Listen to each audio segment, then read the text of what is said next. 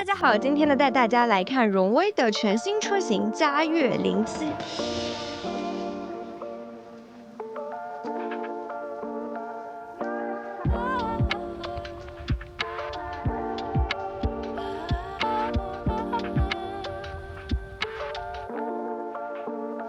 方方正正的造型，增程式的家用 SUV， 大家是不是感覺已經有點審美疲勞了？但是千萬別滑走啊！這一台嘉悅07呢，是絕對能夠給你帶來非常與眾不同的體驗，還有很多的制勝秘訣。我們今天就一個一個來好好的聊一聊。那麼首先第一點呢，就是這台車它跟 AI 的關係和我們之前見過的所有的車跟 AI 的關係都是非常不同的。從底層的邏輯上來說，它的架構就是源自於原生的 AI 架構。所以呢，相較於其他車型是用傳統的車機加 AI 助手的方式，這台車呢，它跟 AI 的這種交互的體驗相對來說呢是會更加的深入一些的。AI 在這台車上是可以去直接進行感知、決策和指令的動作的。也就是說呢，你在以往的一些智能化程度比較高的車型上呢，可能呢它是你要去跟它說我有點冷了，你要幫我把溫度調得高一點。而對於這一台車呢，它是直接就可以感知到車內溫度有一些偏涼了，直接去幫你自動的調節的，就相當於是一個非常貼心、潤物細無聲的一個管家的存在。所以呢，一句話來總結，這一台嘉悅07作為火山引擎和上汽深度合作的產物呢 ，AI 絕對不是這輛車的功能，而是 AI 更像是它的一個靈魂。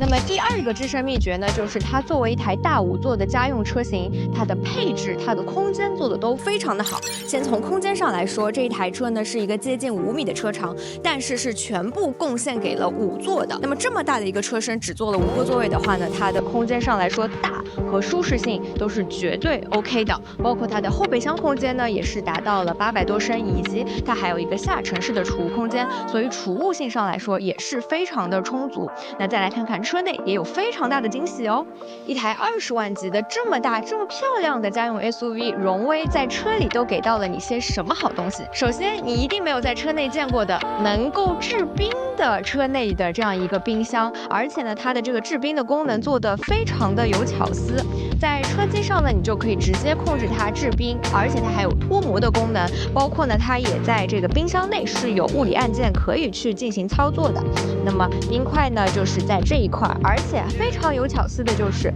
你有沒有發現上汽最近的車型真的做的都特別的好？就是它的這個制冰的區域上方還給你內置了一個小鑷子，而且呢，這些冰塊的口徑的大小，他们也是專门做過用戶調研的，是你直接可以放到這樣的飲料瓶裡面去的小小的尺寸，非常的友好。關於這個冰箱呢，它也帶一個離車提醒的功能。前兩天呢，我是剛剛在小紅書上有刷到一個車主呢，把牛奶忘在了冰箱裡，然後隨着夏天越來越熱呢，車裡就有一股莫名的酸臭味。但等他找到是冰箱裡的牛奶的時候呢，這個酸臭味已經有點揮之不去了。所以呢，這個功能也是非常人性化，而且呢能夠大有用處的。能躺平的座椅大家應該見多了，但不是所有能往後躺的座椅都叫零重力座椅。而我們嘉悅07給到大家的座椅呢，是真的是 NASA 認證的零重力座椅哦。而且呢，和 MG07 同款，它也給這台車配備了這樣一個副駕的化妝小鏡子、小桌板，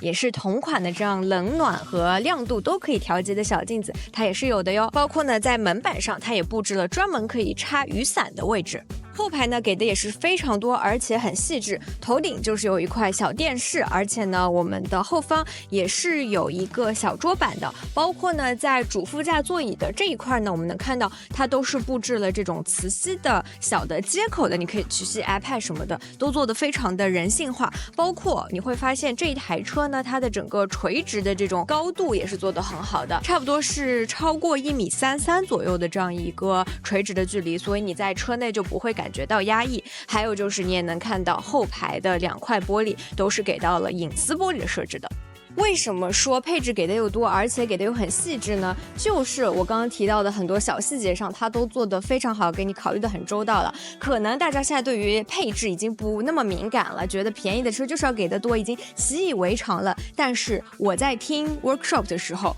我是體驗到這個功能的時候，我才想起來，我的天，這是一台20萬以內左右的這樣一個級別的車型啊！它的後排座椅的放倒全部都是電動的喲。不知道大家有沒有這種真實的體感啊？就是我之前在試15萬到20萬級別的很多車的時候，他們的後排的座椅也是可以放平的，但是往往就需要我這裡拉一下，後面拉一下，前面拉一下，就會非常的狼狽，而且你在實際使用的時候已經被搞得就是沒有這個心思了。但是當當當當，不僅它這個電動調節的速度非常的快，而且是一鍵的，並且幾乎是完全純平的一個儲物的空間呈現在了我們的面前。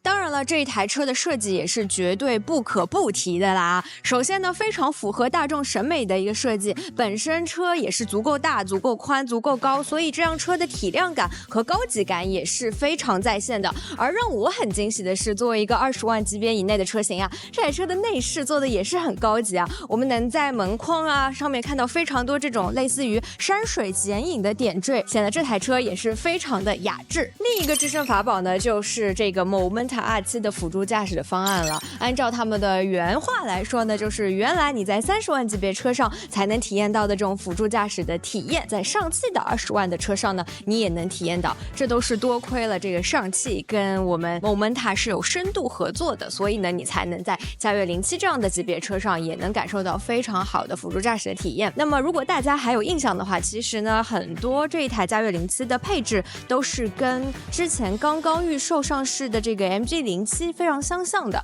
其實呢 MG 現在呢可能更多的是負責上汽集团下面比較個性的這樣一個定位，而榮威呢可能更多的是要拿回以前在家用領域在偏高端的這個領域的一些市場的份額和地位。那麼我覺得榮威呢也確實是沉寂了非常長的時間，而在嘉悦07這台車上呢，我們確實是真的是不管是從外觀內飾配置以及它的細心細緻的程度上來說，都是給到了我非常大的驚喜。那麼榮威能不能以此來好好的打出一個漂亮的翻身仗呢？我們拭目以待。